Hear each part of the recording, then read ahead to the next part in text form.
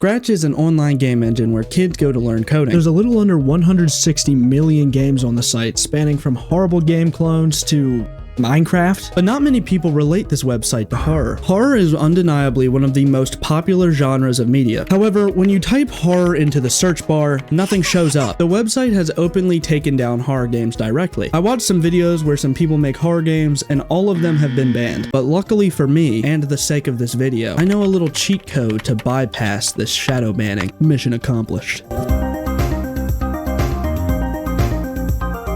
The first game I played was called Tunnel Forage, I think. I can't really tell. In this game, you're walking through what's supposed to be an abandoned train station. I don't know how many train stations are covered in crud and gunk, but apparently we're supposed to be finding our brother Max.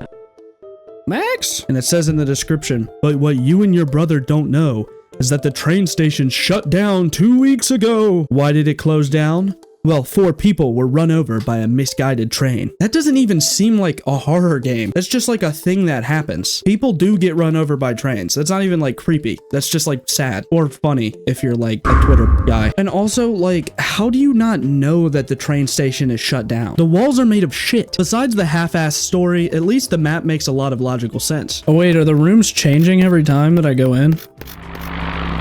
Along with expected glitches for a Scratch game, and a jump scare, we eventually find Max, but he's not Max, and then an epic boss fight ensues. The tunnel collapses and I got the second ending.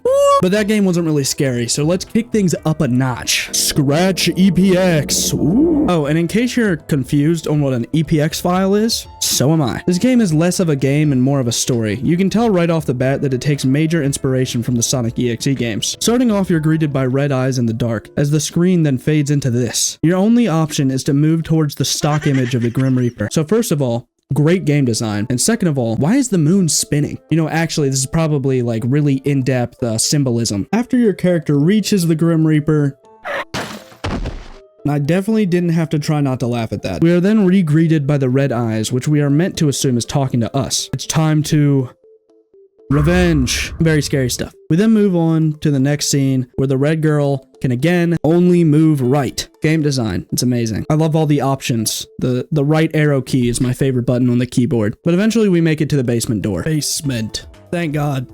I would have gotten lost. But the basement door was like an air horn going off in my ear. Maybe that was a person driving the truck. Okay, I'm not gonna show you guys the rest of this one because it's actually really insensitive, but if you guys want to see this stuff live, make sure you subscribe, and then you can see when it happens. I don't have the confidence to leave my VODs on my channel, so I'm not gonna do that. But it turns out that Scratch EPX has some competition, with an equally confusing file name, scratchcat.etx. Seriously though, like, why? I'm guessing that they're using different file names because they don't want to put exe in it. It could either be because they're afraid of seeming like a copycat, but they also might be scared that Scratch is gonna shadow ban them. But with how scary this game is, I don't see why they even bothered. I'm gonna keep this section brief. You walk left or right and hide in this minecart. That's it.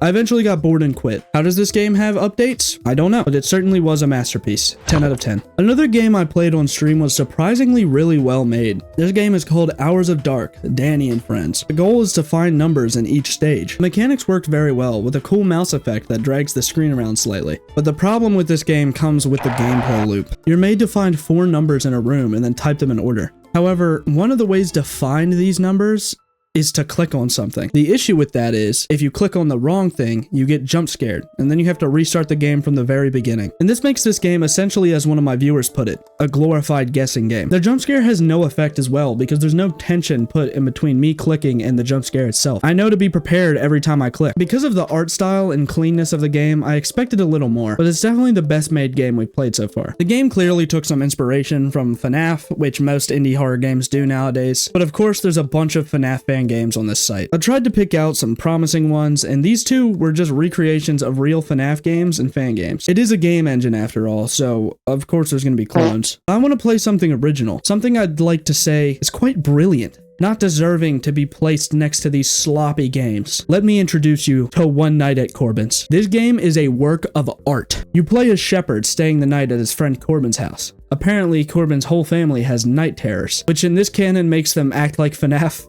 animatronics, I guess. As someone who's had night terrors, it's true. I bite of 87 to my girlfriend. Sammy is the dog, who you must turn around and click to put back to sleep every now and then, kind of like the Freddles. On camera 4, you can find Corbin and Brayden, who will progress through the map until they reach Cam 7. It says in the instructions you need to click the shock button when either of them leave Cam 7. However, there is no Cam 7, so I don't really know how to beat this one.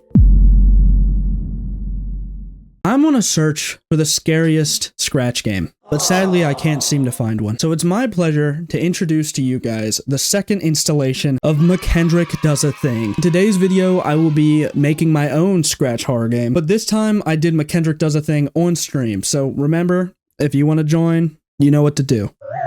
Let's make a horror game. First of all, it only makes sense to make Scratch Cat very edgy and scary. Let's give him some red eyes. We're gonna make the scariest game. Whoa.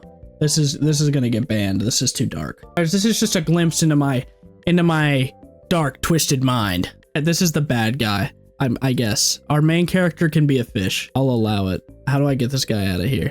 What is even on here? What are the Hell yeah. You know what? Forever he will dance. This will be our fish. We'll have it underwater. Let me make a background. Where's the underwater? There's got to be an underwater one. There's a pool. And you know what? We'll select this part. Make it big. Common trend. We'll have him crying. Because that means he's in distress. Ooh! Ooh! I'm cooking. And I think the story we need to go with is that the dinosaur's drowning.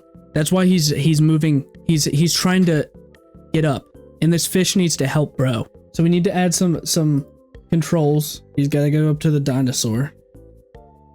And then as soon as he touches the dinosaur, we're going to have jump scare.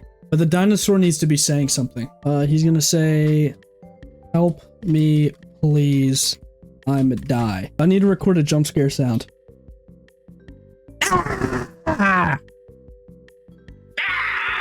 Sounds good. Make it slower. We're going to make it slower so it's scary. Louder, of course. Robot. Guys, this is literally Five Nights at Freddy.